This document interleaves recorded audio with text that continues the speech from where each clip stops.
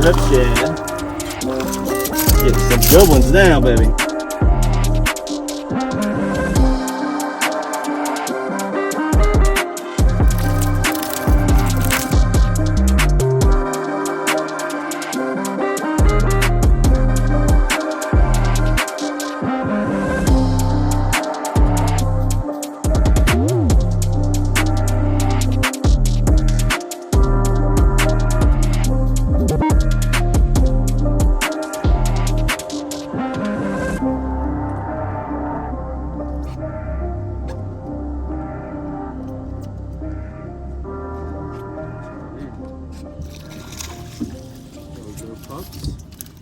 Alright guys, we're gonna start the morning off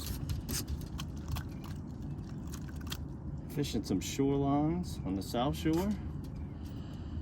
The cleanest water here lately has been on the south end of the lake, and I'm using that croaker color as we get later into that spring summer time.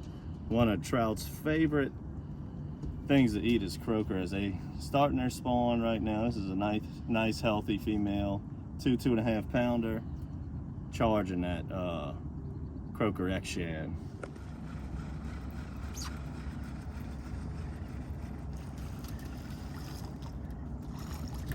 Flat daddy.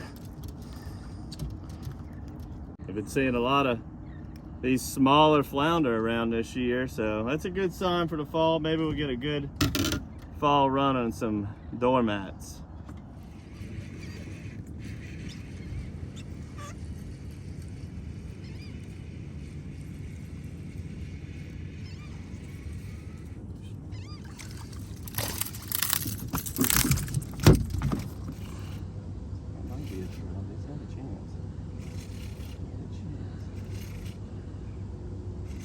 That's more like a red now. Yep. The species that we've been seeing plenty of this year. Oh, small, perfect eating size redfish. Now I'm throwing this croaker colored X shad as I just love it for those early summer trout, as that's one of the biggest things they eat when they start spawning. But don't get me wrong, them redfish love this thing too. And we got plenty of these little smaller reds here. Right there, I was just simply throwing up towards this tip of this rock jetty here. Caught the trout out in no man's land, red up on a rock jetty. I'm gonna see if they got a school of them right there. Let's see. All right, so right here where we're at, you know, this spot is kind of caused by coastal erosion. This used to be a straight marsh shoreline behind me, but now it's just blown through to where it connects to the Bayou Sauvage Canal, the Irish Bayou Canal, call it what you want. Now out in the front of it, all the time when I'm here, I'm snagged wood. It must have been some old stumps that were here back in the day. And whenever I'm fishing over here or I'm talking to friends and I'm telling them, I just tell them, if you're not snagging pieces of wood from time to time, then you're not in the right area. So that, you know, whatever these stumps are, that kind of is what these fish like. And then on top of that, when you got the current moving, it's going to be moving from the Bayou Sauvage Canal. Look, there's another piece of wood. And that's just part of it, bouncing a jig. Sam's throwing a cork right now, and he's catching a couple nice ones like that. But I like to fish both the jig and the cork to keep them honest, see what they really want. The good thing with the cork is it's going to keep you from, you know, getting snagged. But I like to throw the jig because it kind of tells me if I'm getting snagged, at least I know I'm in the right area. Because we're just obviously just fishing out in the middle of nowhere here. But it's those wooden stumps like I'm snagged on right now, that's the key to holding these fish here. There's one. Growing. What we got? Doesn't feel too big.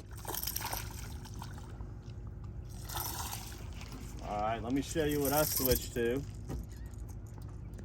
Sam was getting them one after the other, bite, in the same little zone. Then I pushed back further and further so it's got shallower. I think Sam's got one on now. I see his cork moving.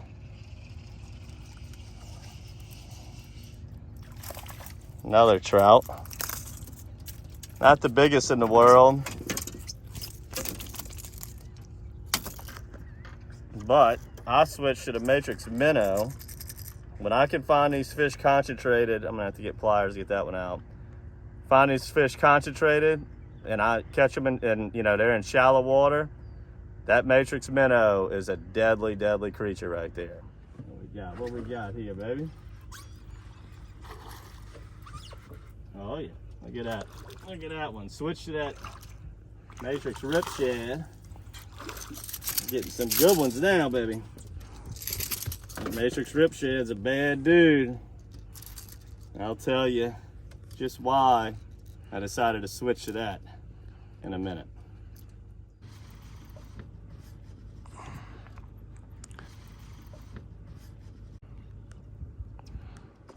Look at that pretty one there on the Rip Shad. That baby on the Rip Shad. Come on up.